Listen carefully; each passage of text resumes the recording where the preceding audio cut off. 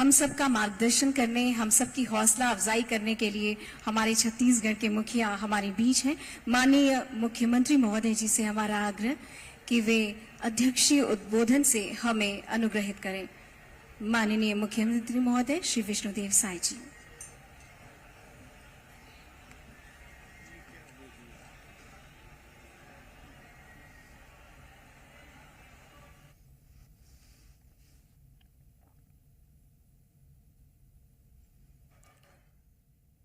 बोलिए भारत माता की, भारत माता की, छत्तीसगढ़ महतारी की, छत्तीसगढ़ महतारी की। आज राज्योत्सव के दूसरे दिन आज हम लोगों का बड़ा सौभाग्य है कि आज मुख्य अतिथि के रूप में हमारे राज्य के सम्माननीय राज्यपाल महोदय उपस्थित हैं। आदरणीय श्री रमन डेका जी, हमारे छत्तीसगढ़ के सीएस श्री अमिताभ जैन जी, डीजीपी श्री जुनेजा जी, संस्कृति विभाग के सचिव, सभी अधिकारीगण, सभी जनप्रतिनिधिगण, सभी सम्भ्रांत नागरिक बंधुओं, माताएं बहनें, युवा साथियों, मीडिया के मित्रों और कलाकार बंधुओं, आप सभी को जय जोहार। राज्योत्सव 2024 के दूसरे दिन के इस समारोह में हम लोगों का सौभाग्य है कि हमारे प्रदेश के माननीय राज्यपाल जी यहां पर उपस्थित हैं। मैं चाहूंगा कि आप सब लोग करतल ध्वनि से उनका स्वागत करेंगे। समारोह में उपस्थित युवाओं, माताओं, बहनों, बुजुर्गों, बच्चों सहित सभी नागरिकों का भी मैं पुनः स्वागत करता हूं, सत अभिनंदन करता हूं। जिन लोगों ने संयुक्त मध्य प्रदेश के समय छत्तीसगढ़ में जन्म लिया और बड़े हुए, वे लोग तब और अब के फर्क को बहुत अच्छी तरह से जानते हैं। उन्हें याद होगा कि किस तरह छत्तीसगढ़ में बार बार अकाल पड़ता था, किसानों को रोजी रोटी की तलाश में पलायन करना पड़ता था, मजदूरों को आंदोलन करना पड़ता था, आदिवासियों का शोषण होता था, युवाओं के पास रोजगार नहीं था, महिलाओं के पास अधिकार नहीं था, गांवों में गरीबी पसरी हुई थी, शहरों में गंदगी पसरी हुई थी। जो अविभाजित मध्य प्रदेश की राजधानी भोपाल थी, वो यहां से कोसों दूर था। यहां से आवाज बहुत देर से वहां पहुंच पाती थी। इससे भी कहीं ज्यादा देर सरकार की योजना और कार्यक्रम को छत्तीसगढ़ तक पहुंचने में लग जाता था। तब छत्तीसगढ़ में भूख थी, पीड़ा थी, उपेक्षा थी। इस स्थिति में छत्तीसगढ़ को अलग राज्य बनाने की मांग तेज हुई।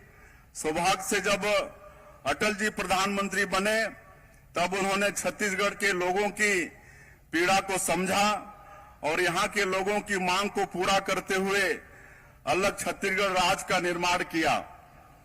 1 नवंबर 2000 को छत्तीसगढ़ अलग राज्य बना। तब से लेकर अब तक 24 साल पूरे हो गए हैं। आज छत्तीसगढ़ विकास की नई ऊंचाइयों की ओर तेजी से बढ़ रहा है। यह राज्योत्सव राज्य की इन्हीं उपलब्धियों का उत्सव है। कल मध्य प्रदेश के माननीय मुख्यमंत्री श्री मोहन यादव जी की उपस्थिति में राज्योत्सव 2024 की शानदार शुरुआत हुई। आज भी रायपुर के साथ साथ पूरे छत्तीसगढ़ में हर जिला मुख्यालय में यह उत्सव मनाया जा रहा है। कल इस 3 दिवसीय उत्सव का समापन होगा। रायपुर में कल के मुख्य समारोह में माननीय उपराष्ट्रपति जी श्री जगदीप धनखड़ जी मुख्य अतिथि होंगे। राज्य के सभी जिलों में रंगारंग सांस्कृतिक कार्यक्रम आयोजित किए गए हैं। इस उत्सव के माध्यम से हमने अपने लोक कलाकारों को उनकी कला के प्रदर्शन के लिए ज्यादा से ज्यादा अवसर देने की कोशिश की है। इसके साथ ही बॉलीवुड और छॉलीवुड के कलाकारों ने भी अपनी सुमधुर प्रस्तुतियां दी हैं। शास्त्रीय गायन और भजन की प्रस्तुतियां भी इस आयोजन में शामिल की गई हैं। मैं सभी कलाकारों को उनके उत्कृष्ट प्रदर्शन के लिए बधाई देता हूं। साथ ही उन्हें धन्यवाद देता हूं कि उन्होंने अपनी कला के माध्यम से प्रदेश के नागरिकों की खुशियों को व्यक्त किया है। हमारी कलाएं हमारी भावनाओं और विचारों को व्यक्त करने का माध्यम है, इसीलिए हमारी संस्कृति और जीवन शैली का अभिन्न अंग है। छत्तीसगढ़ की संस्कृति इस मामले में बहुत धनी है कि यहाँ हर विधा के उत्कृष्ट कलाकार मौजूद हैं। उन्होंने अपनी कला से छत्तीसगढ़ का नाम राष्ट्रीय और अंतर्राष्ट्रीय स्तर पर रोशन किया है। छत्तीसगढ़ में लोक गायन, लोक नृत्य, लोक नाट्य, वादन, शिल्पकारी, चित्रकारी सहित सभी तरह की कला विधाओं को हमारी सरकार प्रोत्साहित कर रही है। राजोत्सव के इस अवसर पर यहाँ पर भी प्रदर्शनियां लगाई गई हैं। शिल्प ग्राम और फूड स्टॉल स्थापित किए गए हैं। आप सभी से मेरा आग्रह होगा कि इनका अवश्य आनंद उठाएं।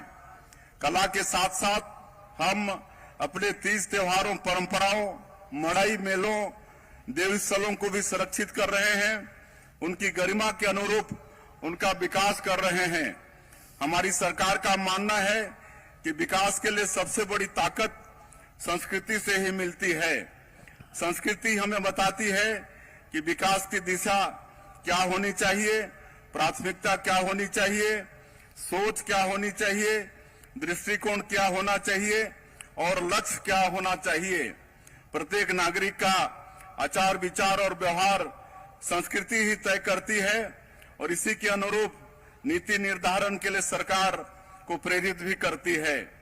हमारे यशस्वी प्रधानमंत्री श्री नरेंद्र मोदी जी के लक्ष्य के अनुरूप विकसित भारत, विकसित छत्तीसगढ़ के निर्माण के लिए हमने अपना जो विजन डॉक्यूमेंट तैयार किया है, उसमें भी संस्कृति के संरक्षण को विकास के लिए बहुत महत्वपूर्ण माना है। जब कोई समाज एकजुट होता है तो उसके सभी सदस्य एक ही दिशा में आगे बढ़ते हैं। संस्कृति ही समाज में यह ताकत पैदा करती है। प्रदेश के आर्थिक विकास को भी यह ताकत देती है। सौभाग्य से छत्तीसगढ़ सांस्कृतिक और प्राकृतिक सौंदर्य के मामले में बहुत धनी प्रदेश है। यहाँ पर्यटन की बहुत संभावनाएं हैं।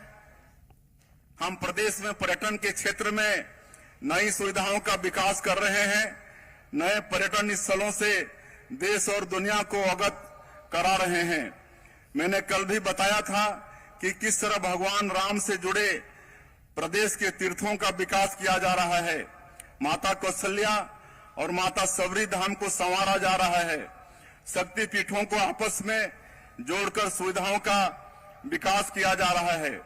इसके साथ साथ छत्तीसगढ़ में सिरपुर, राजिम, शिवरी नारायण, भोरमदेव, मधेश्वर शिवलिंग, बारसूर जैसे अनेक पुरातात्विक और ऐतिहासिक स्थल हैं।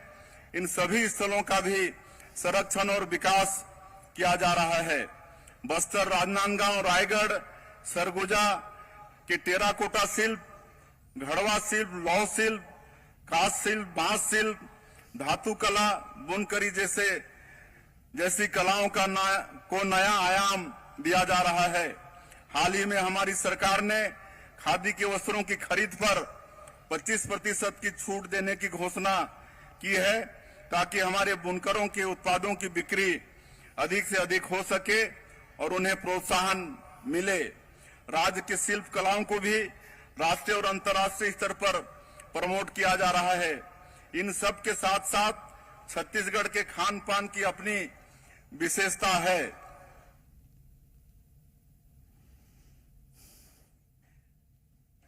मैं यह पहले ही कह चुका हूं कि संस्कृति का संरक्षण और संवर्धन हमारी सरकार की सर्वोच्च प्राथमिकताओं में शामिल है।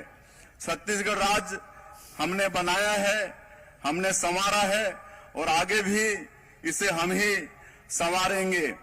मैं छत्तीसगढ़िया संस्कृति के इस जश्न राज्योत्सव के अवसर पर आप सभी को फिर से एक बार बहुत बहुत बधाई देता हूं।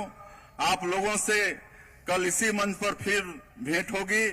कल माननीय उपराष्ट्रपति जी की गरिमामय उपस्थिति में राज्य अलंकरण समारोह होगा। छत्तीसगढ़ के विकास और संस्कृति में उत्कृष्ट योगदान देने वाले विभूतियों को कल इस मंच पर अलंकृत किया जाएगा। मैं आप सभी को कल के समारोह में शामिल होने के लिए एक बार फिर से न्योता देता हूं। जय हिंद, जय छत्तीसगढ़, जय जोहार।